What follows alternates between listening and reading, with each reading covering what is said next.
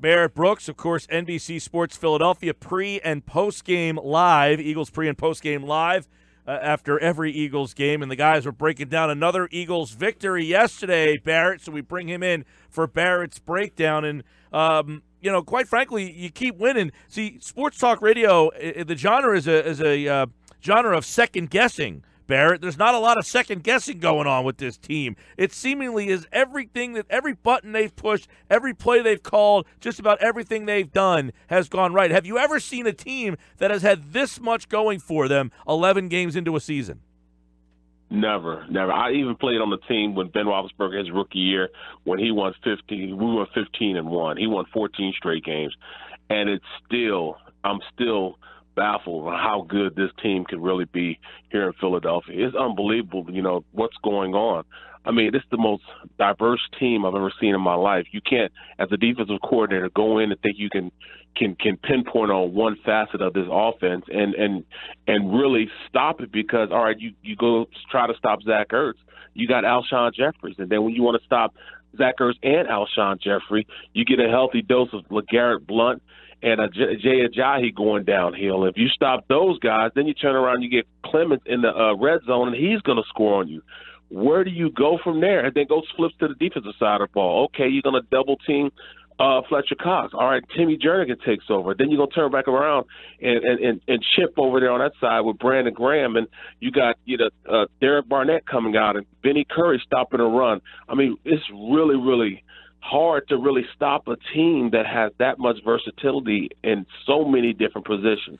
Okay, a really good linebacker for the middle linebacker goes out and is gone for the year in Hicks.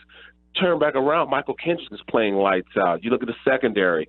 Malcolm Jenkins is playing like he's young and full of all his vibrant. He's got an attitude. He's playing well. This team is very, very good, and I just didn't fathom they were going to be this good. No, we were talking about this in the first hour.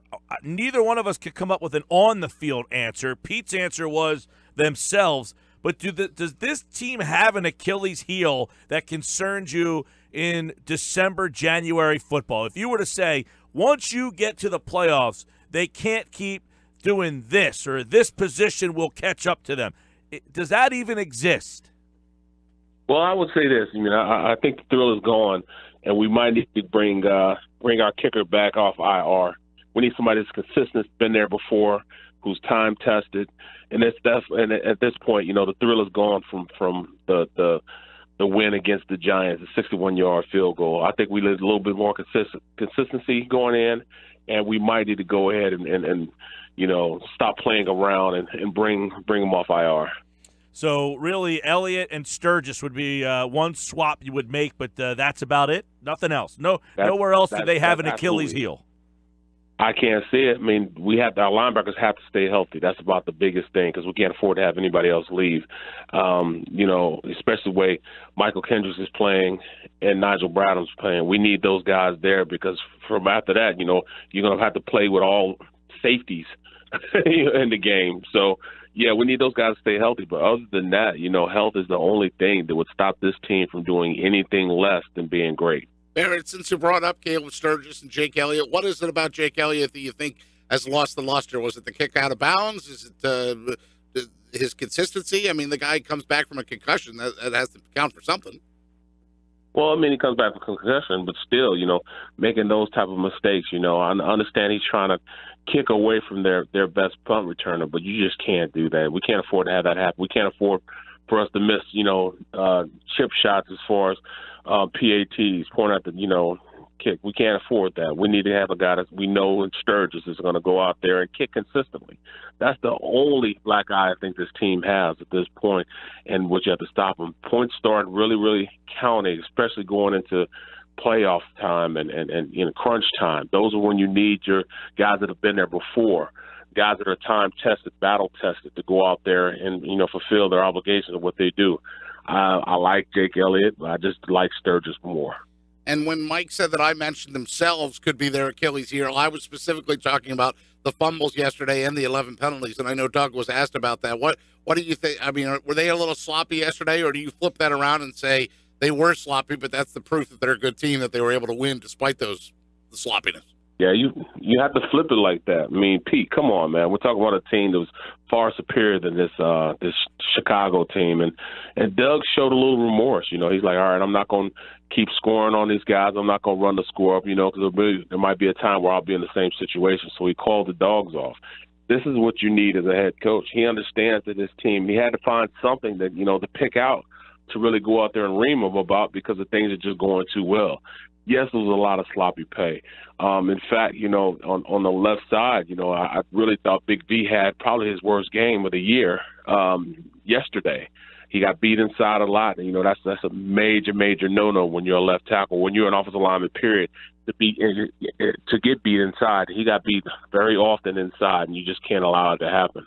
Yeah, a couple of holding penalties on Big V as well, for sure. Yeah. Real quick on that, you mentioned you were on a team that was 15-1, and one of the things that people talk about, the Eagles' schedule hasn't been great and yada yada. But one of the things to me that you find out about is when you start to wrap things up, and you're not being pushed week to week in terms of, well, if we lose this game, there's not a lot of consequences.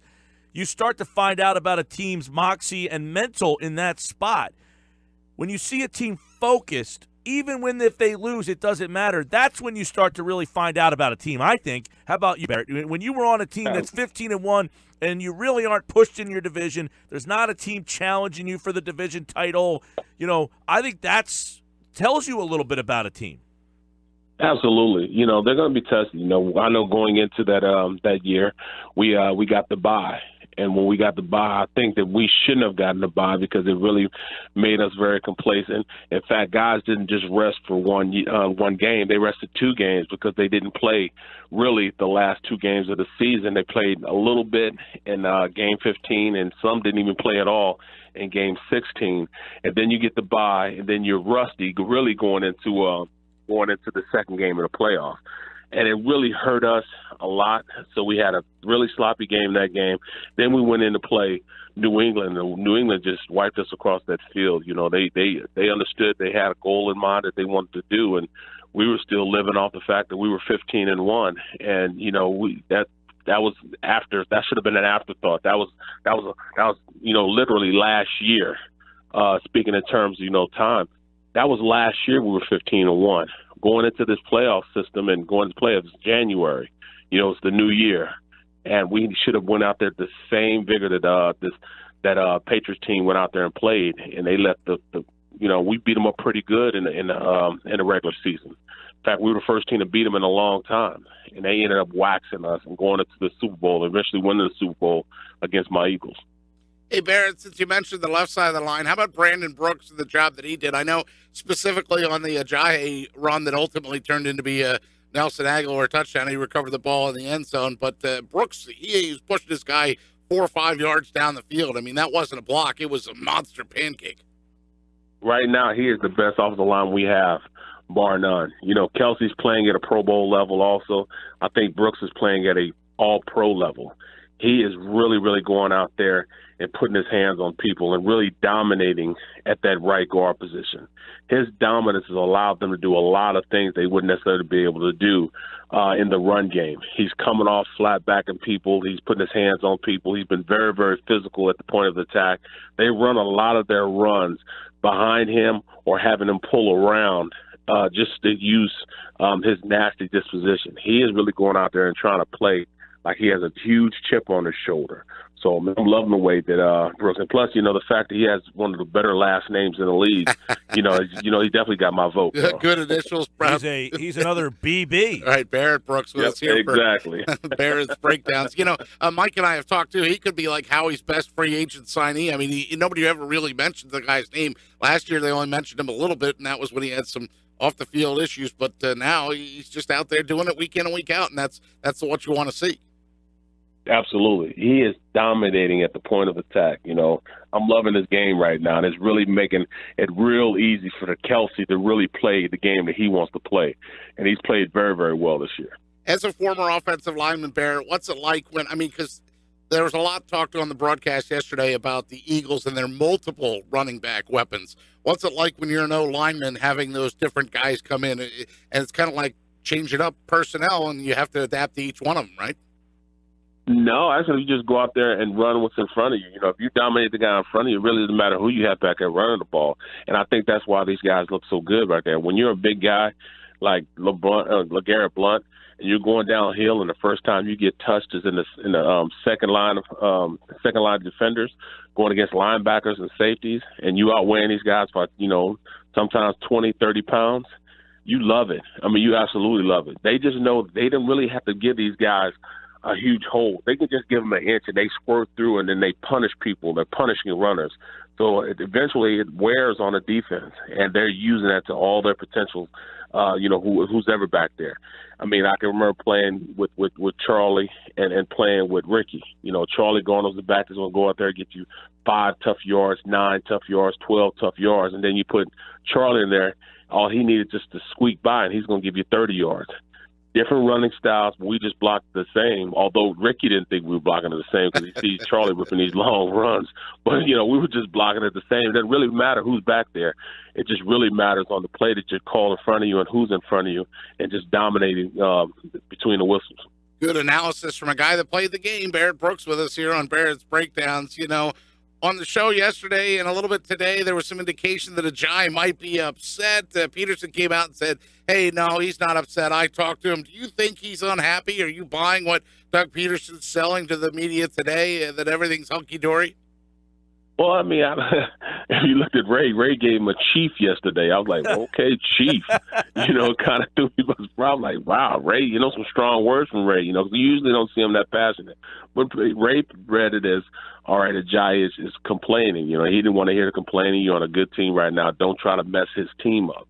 And I understand him thinking that. You really don't want to go up there and mess up the camaraderie you have on that team. But I think Ajayi was just disappointing and pissed off that he hasn't been able to, to finish the deal. The last 2 times he's broken long runs, he's been caught from behind, or yesterday he fumbled into the end zone, and didn't get an opportunity to score. So I think it's just Ajayi, being mad and being passionate about the game, and understanding he's got to do more for himself and become a better back and finish these plays off as opposed to having somebody else finish them for him. Yeah, that's what Peterson kind of indicated, that he was more ticked off that this is the second week in a row that he got caught, and then he fumbled too. I mean, not only did he get caught from behind, he ended up fumbling there. So he said that's that what cost you too. That'll cost you in a meeting room. Just make sure that that you're accountable for whatever happens on that field. You miss something on the play, a bad play assignment, busted play assignment. You got to run for it. I'm sure they have to pay money for fumbles. Those are all things that you're held accountable for in that meeting room, and he's gonna have to pay for that. They mentioned yesterday, I think it was during the broadcast, that Corey Clement was kind of he had 3 sled pushes that he needed to do, that he owed. Unless he scored a touchdown, then 2 of them got kind of taken off. So it seems like a little some of these things too that the coaching staff kind of throws your guys' way, entices you to kind of keep you competitive, right? No question. It's not just the fact that if you're not going out there producing, you won't get many reps. Even if you are producing, it's hard for you to get reps. But when you're not producing, you're definitely not going to get as many reps you want. But also the fact, they keep it fun, they keep it light in there. They understand that they don't want to go back to a Chip Kelly era type of era in that locker room or in those meeting rooms. They keep things loose. They keep things fun, and it makes you want to come to work. When you're playing in an environment that's just the grinds and rigor of being in the NFL locker room and being in the NFL. Well, no, they keep it upbeat, and you can tell how much fun they're having out there. I'm not a big fan of all the dancing and things of that nature, but hey, if it's helping them out and it keeps them playing out there jubilee and bumping heads and hitting each other, hey, I'm loving it. Just keep doing it. Barrett Brooks with us for Barrett's Breakdown here. Of course, you can check him out on NBC Sports Philadelphia. Eagles pre- and post-game live before and after every Eagles game. Of course, Barrett is Super Bowl champion with the Pittsburgh Steelers, and you won that Super Bowl. And this team here, Carson Wentz, the red zone success, the third down conversions. I mean, these things here, those are the numbers that are key to winning the Super Bowl. Being able to run the ball, third down success, the red zone stuff. Those are the kind of things that stick out. And Peterson was kind of asked, is your red zone and your third down success so reliant on what he does pre-snap there? What do you see from Wentz and what he sees in the pre-snap that leads to so much success here? Seemingly sees everything before it actually happens. Well, that's just, preparation. He's one of the most prepared guys I've ever seen. He understands what teams are trying to do to him, and his pre-read's starting to get better and better, and that's kind of what Doug wanted to point out. He can get even better than what he is right now as he keep on learning and keep on studying the way he's studying. He knows different things and how things are starting to develop and happen. And plus he knows where his guys are going to be at that are going to help him. He understood, and, in his advancement of being a quarterback, he understood if he kept that safety in the middle of the field. So he looked at that safety, stared at that safety, and then hit Zach Ertz on the backside of a nod route that he run. He ran the route very, very well, was able to beat his guy over the top, and he put it right there, money. And if he'd looked over there and watched Ertz too quickly, it would have gave the safety enough time to get over to break it up. But instead, he looked them away or stared at him, which froze him, kept him sitting there, and then hit Ertz on the backside of a nice pass in the end zone. So those are all things as far as them guys developing together, understanding, that their cohesiveness, is one that which they study together, they understand what might happen, and, they're just getting better and better at reading what the coverages are and what the defense is trying to give them so they can take advantage of it. Hey, Barrett, you said that you're not a big fan of the celebrations. What would Coach Cowher have said to you if you did the electric slide in a game for Pittsburgh? Bro, that's what I'm saying, man. It would have never happened. That chin would have been cussing everybody out. He'd have been spitting on everybody. What are you guys doing? Get over there. What are you doing? I mean, he'd went off, But, hey, he allowed us to be who we were, and we were more a focused team. We were more of all right, we're just going to punch you and knock you out and beat you up type of team, as opposed to, dancing with the stars. That just wasn't us. The game has changed, too. I'm surprised that there wasn't a flag for what they did. I mean, in years past, you would have got a flag for that, right? Right, I think so. I really think so. I think you'd have got flagged for it. And, it was a no-fun league. So, hey, if the NFL's allowing them to do it and they're going out there and it wasn't malicious towards the opposite team, then so be it. Have fun, do your thing. I'm not a big fan of it. It's something I wouldn't necessarily do. But, hey, these guys are way to win it. I don't care what they do as long as they keep on winning. We wouldn't mind seeing Barrett do the electric slide out there for right. us one of these weeks. Sports Bash Live, 97.3 ESPN with Barrett Brooks here. Check him out on NBC Sports Philadelphia. Eagles pre- and post-game live, and every Monday for Barrett's breakdown here on the Sports Bash. Thanks, pal. Mike, Pete, appreciate you guys. Have a good one.